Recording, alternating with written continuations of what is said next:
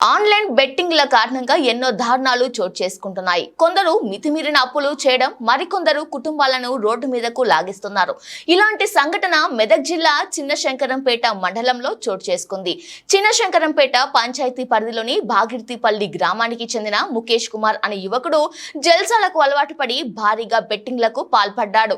2 కోట్ల రూపాయలు పోగొట్టుకోవడంతో ఆగ్రహంతో తండ్రి సత్యనారాయణ తన కుమారుడు ముఖేష్ ను గట్టిగా మందలించాడు. ఎంతకీ వినకపోవడంతో ముఖేష్ నిద్రిస్తున్న సమయంలో ఇనుప రాడ్డుతో తలపై కొట్టడంతో అక్కడికక్కడ మృతి చెందాడు. విషయం తెలుసుకున్న చిన్నశంకరంపేట పోలీసులు సంఘటన స్థలానికి చేరుకొని విచారణ చేపట్టారు.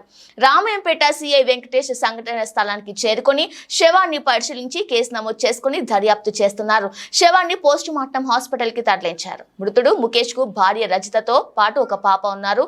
రజిత మళ్ళీ ప్రస్తుతం గర్భవతిగా ఉంది.